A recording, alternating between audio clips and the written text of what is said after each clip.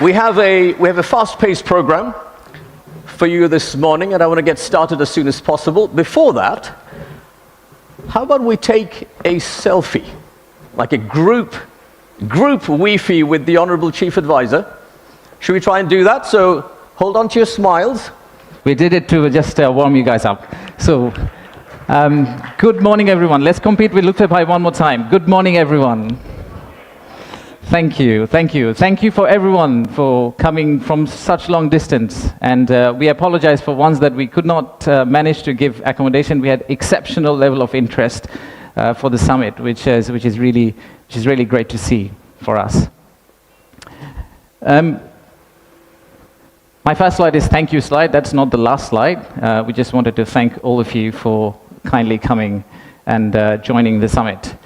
So the purpose of the summit is today, sitting in this forum, we would like to say that we are open for business, and we're really committed to win business from all of you. And to do that, we have already thrown Lutfi Siddiqui at you, not literally, but verbally. We'll also throw a Nobel Prize winner at you. We'll do anything to make sure that we win business from you. But first, I would like to take you to future. Let's think about a movie, Back to the Future. Let's go into that set and imagine that we are in 2035. In 2035, how would Bangladesh look like? You'll all be here again. My successor is going to be here presenting. That will be the 10th investment conference for us. And in that conference, we will not be talking about a rising economy, but we'll be talking about a regional manufacturing powerhouse. A country that's connecting east to the west, a bridge that connects Himalayas to Bay of Bengal, a manufacturing hub that is infested by global investors and local investors who are now exporting to the rest of the world. That vision, that imagination is what's driving us today. But it all started actually about 8 months ago. So from the future, let's go back in time to August 5th, 2024. It's a personal story for almost all of us. Unfortunately, I was in Singapore in an investment banking trading room, but my family was here.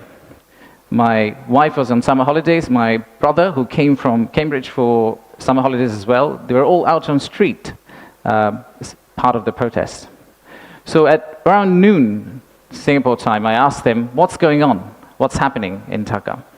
So what they did was they were part of a crowd. They looked forward, they took a selfie.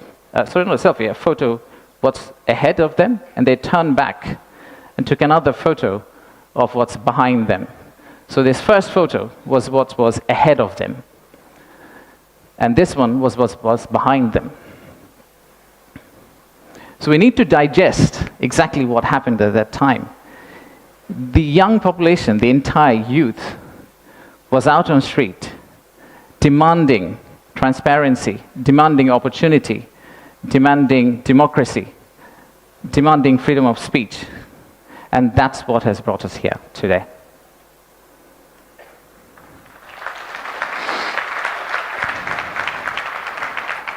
So today, the expectations are very high.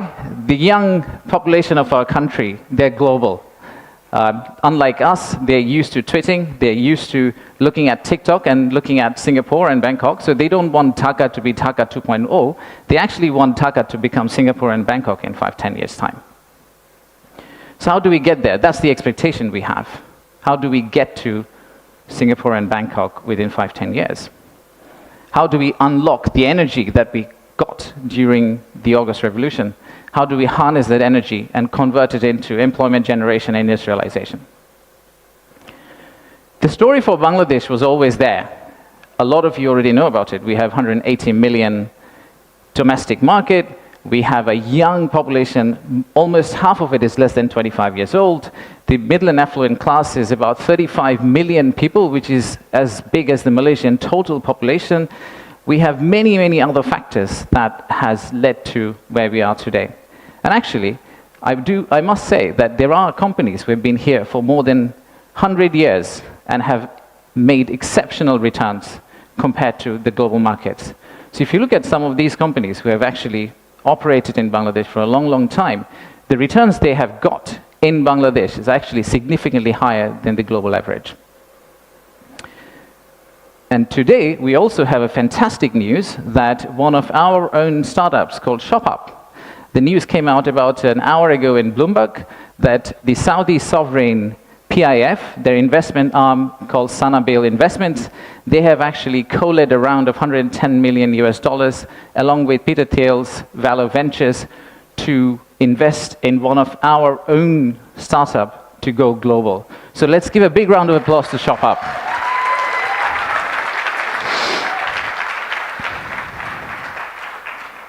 So that's today. That's today. So what's tomorrow? How do we go from here to the vision we had for 2035? So this $180 million story, or 180 million people story, is not enough.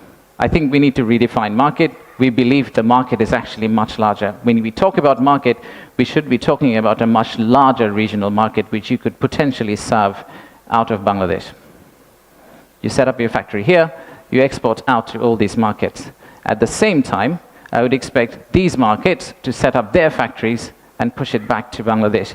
Use the ports of Bangladesh and potentially export out to the rest of the world. So the narrative that we've had of why invest in Bangladesh is not really a domestic market 180 million story. It is a regional story and it's a global story. To further strengthen ourselves, we have decided to enhance our port capacity. In Chittagong area, what you see now, we are actually tripling that within the next few years, which is essentially allow this region to consider Bangladesh as one of the biggest logistical hubs. However, that's not all. We need to do a lot more. So at the beginning of interim government's period, we actually decided to talk to more than 200 CEOs and entrepreneurs who actually are doing business in Bangladesh today. And we wanted to understand how can we convert our critics into our ambassadors. They are the only ones who could potentially bring business for us. They are the only ones who, if they've traveled abroad and say Bangladesh is a great place for business, that's when we are likely to get more investment. So we divided all their complaints into two groups, or the solutions that came out of their complaints. The list of challenges are very long. It's from the earth to the moon and back. But we whittled it down to a few action items, some of which are short-term wins, so some of that you see here, some of which are actually long-term policy reforms that we would like to also undertake and set the direction of travel for the country in the right course so that the incoming government, the next government, the political parties who come and start driving this economy, they can follow the same script for us. I'll give you a few examples. Let's start with, we talked about a true one-stop service. There are two elements of one-stop service. The first one is the human element, and then there is a digital element. In the human element piece, what we have decided to do is we are going to co-locate the primary agencies, the high touchpoint agencies for our investors in one location. So that instead of the investors walking around different ministries, and we have a lot of them in Bangladesh, they all come to one office and they end up meeting everyone.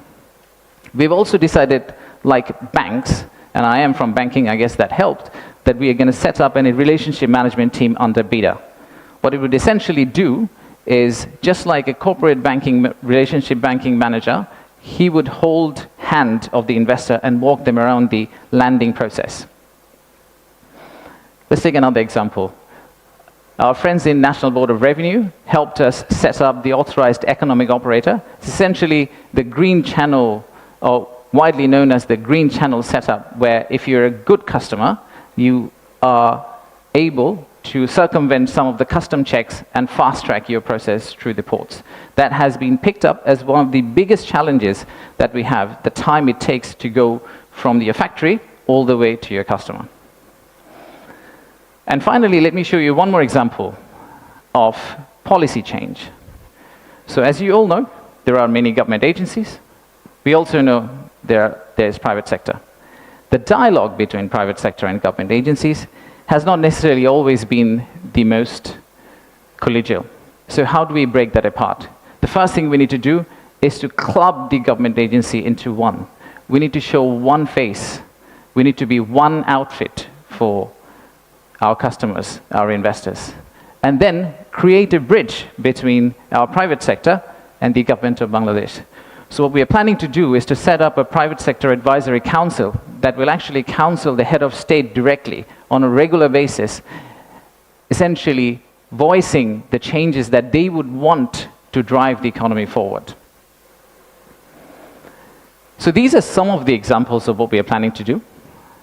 And if we are able to do that, we do believe that we will get to the end, the vision we have for 2035.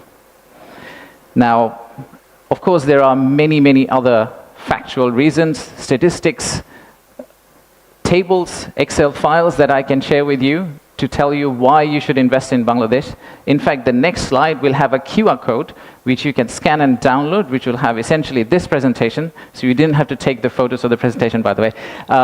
You will have this presentation, and you will also have an appendix of facts and figures and why we think competitively we're actually in a very better place than our competitors. So please watch out for the QR code. But before I go there, I would really like to finish off with this.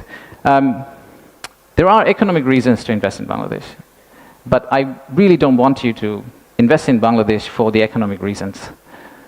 If you really think about investing in Bangladesh, think about investing in Bangladesh because of the transformational journey you're going to be part of. For the odd mixture of warmth and resilience our people have, and our century-old culture paired with the shared values that we have with you. So I rest my case here. Thank you very much for coming, and enjoy the rest of the day. Thank you all.